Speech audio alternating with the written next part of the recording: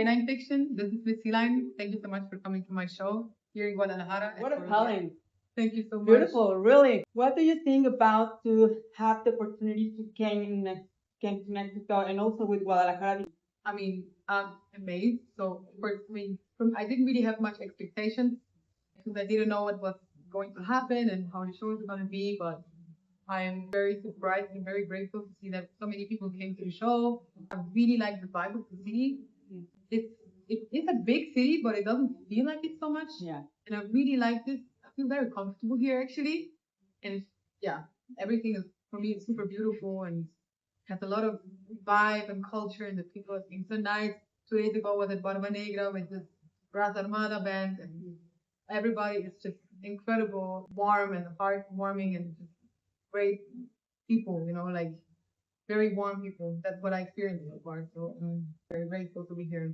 You share with us not only your talent, your lyrics, and also the big commitment you have with the entire team, the amazing musicians you have on stage.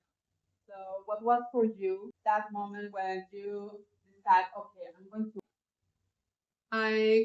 Well, Benjamin Garcia, I've heard last year I was visiting Mexico just for vacation. And I went to a show of Bernal here because he was organizing his tour last year in Mexico City. And so he was playing with Benja Garcia.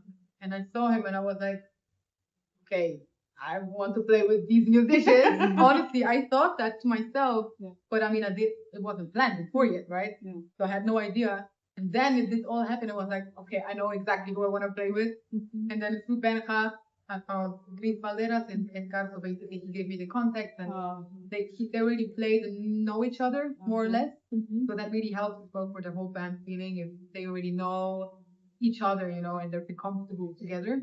And that's really important for musicians, of course, to feel comfortable. So beautiful things can happen in improvisation. So it's incredible. I mean, really great musicians, and we did a lot of music today and in spontaneous moments and with 2 rehearsals only, that this is possible. It's beautiful, and yeah, they understand my music, they understand, and they feel so much, so it's really nice to share.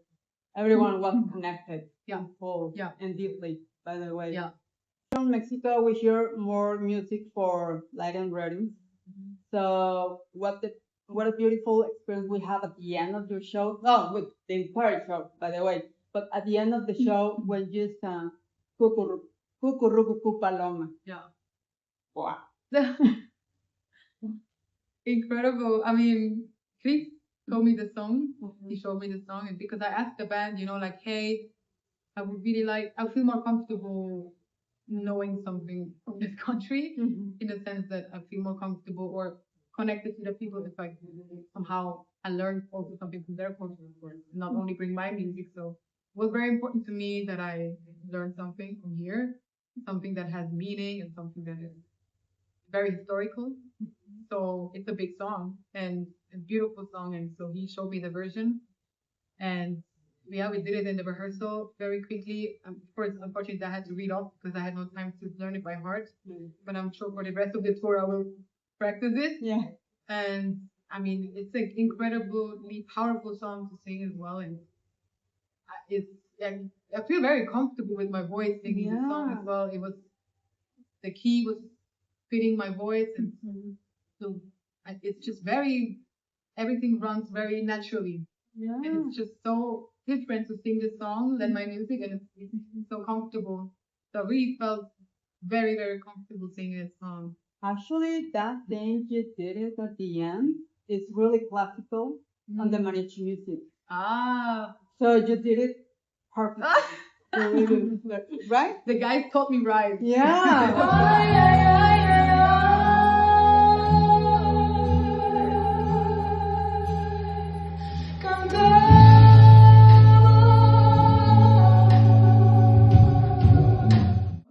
Beautiful. And by the way, here in Mexico, we are real close to the States, to the United States. So when you start with the first and second song, I just remember Lauryn Hill and suddenly Erykah Badu. Yeah. So what are for you those musicians who show you the opportunity to start a career Yeah, with the soul, with the funk, Yeah. with the R&B music. for sure, black music. Yeah. I mean, I didn't know black music my whole life, of course. Like, I was trained classically, like European classical music. Yeah. Played the piano, violoncello, The like, basics. the basics. Mhm. And then when I was like 10, 11 years old, my sister showed me the song of Eric Badu, The Other Side of the Game. Oh my God. Other Side of the Game. And Uh-huh. this was the song that changed Your me. life. My ears were like, wow, what is this I'm hearing? And so then I got into Eric Badu. So Eric Badu was like actually my first touch to black music and neo soul or jazz, whatever, black music. And so definitely was my biggest influence as well. And D'Angelo, Lauryn Hill, Bahamadia, Yeah. like Michelle de Bocello, and many, many, many more artists. Of course, I listen a lot to hip hop, and it's just such a beautiful culture. And this basically changed my whole perception of music can translate not only emotion, like we know in classical music, of course, also history, but a message and can confront political topics, can confront social political topics, and change actually the world and society. And so I found it just incredible how powerful music becomes or is, and especially in black music, and just very, very powerful and very deep. And so this changed my whole perception of music actually. That's when I felt more deeper, and I was learning a lot from this.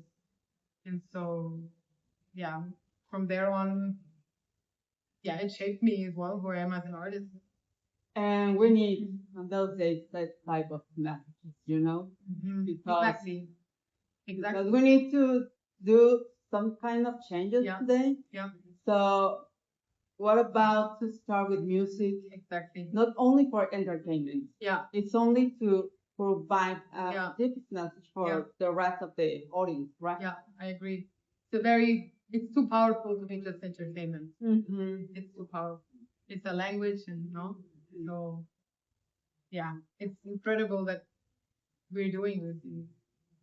And the last question, because we came today with any expectations, because obviously we didn't know you. I feel embarrassed for that because you are an amazing musician, by the way. Thank you. So please share for nonfiction. What would be the first songs or 5 songs we have to know about your music? Using your first, how many records do you have? 4. 4. Okay, starting with the 1, 2, 3, and 4 records. So what can be the essentials of Miss Lang to know you? From each record? If you Or want just generally? If you want. So I would say to get a whole picture of what artist I am, I would definitely say from the Missile and the Rabbits album, Nevermind, and also the trilogy, Push Down, Squeeze, and Last Drop. And I would also say from the newest album, Mellow Hearts, I would say Misunderstood and Waiting For.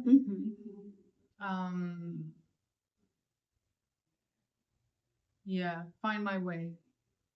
Perfect. These are the songs.